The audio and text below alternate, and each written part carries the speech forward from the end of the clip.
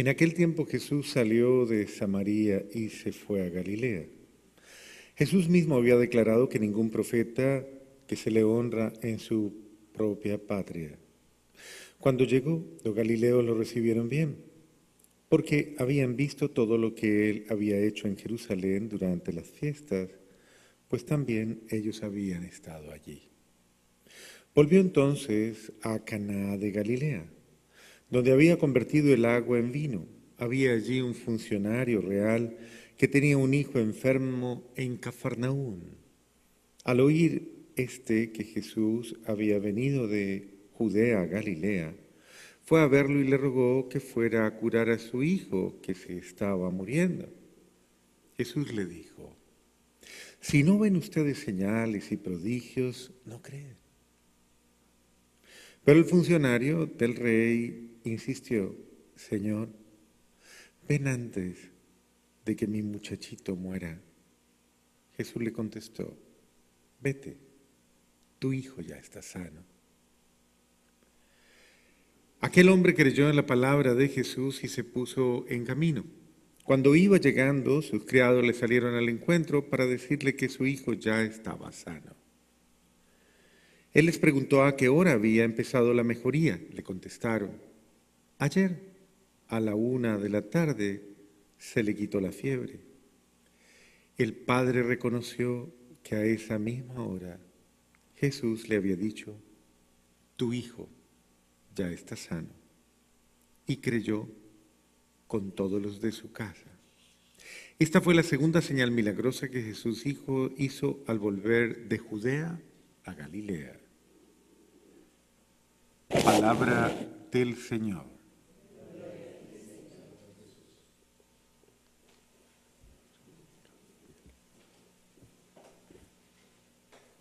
El profeta Isaías nos muestra lo que será el nuevo orden de cosas que traerá la entrega del Mesías. Dios entrega, su entrega no es infecunda o infértil. Dios entrega para crear un orden nuevo de las cosas. Precisamente toda la pasión, muerte y resurrección de nuestro Señor Jesucristo, el misterio pascual, está dado como parte del misterio de la redención de la humanidad y de todo lo orden en la humanidad. Todo lo que antes había sido sometido al pecado, ahora en Cristo es restablecido, es replanteado. Es decir, Cristo viene precisamente a liberar absolutamente al mundo de toda la condena que el pecado, el primer pecado, había sometido. Y Él lo viene a dar por la gracia, por su intervención. Es decir, todas las cosas que se habían perdido por Adán fueron recuperadas en Cristo por Cristo. De esa manera, el orden de la humanidad se restablece.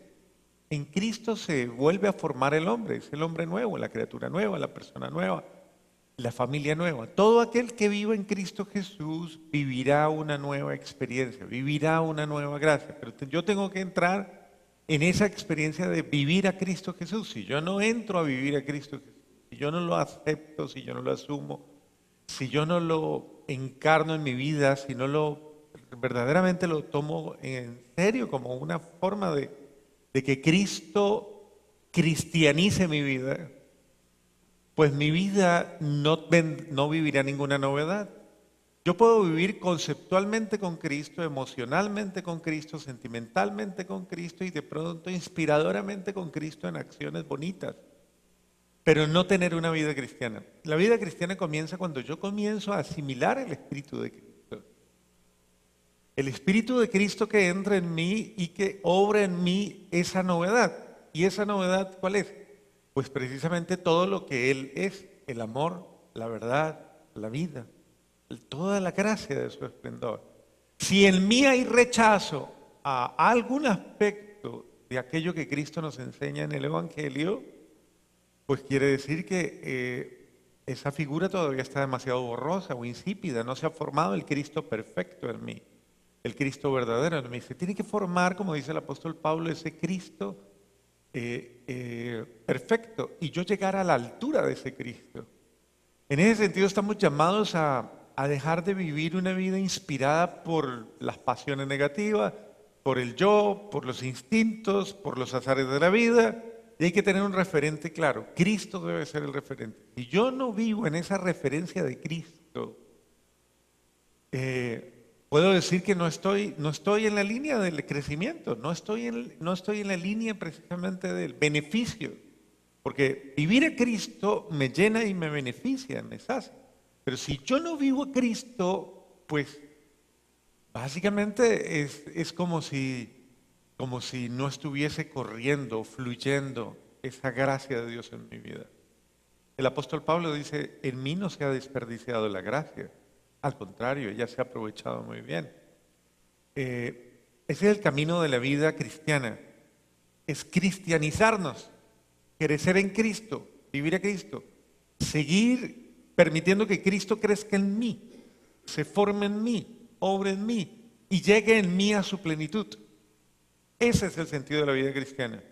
Que Cristo sea en mí y en todas mis cosas. Si yo me voy cristianizando, va a suceder lo mismo que sucedió con los apóstoles.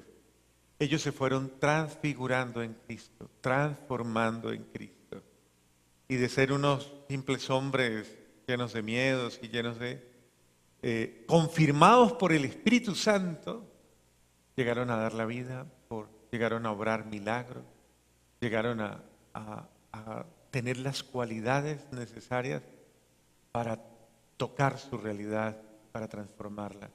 Y si seguimos la secuencia de todos los apóstoles, todos excepto Judas, murieron dando el testimonio de Cristo y transformando una realidad. Donde ustedes vayan, San Andrés en Grecia,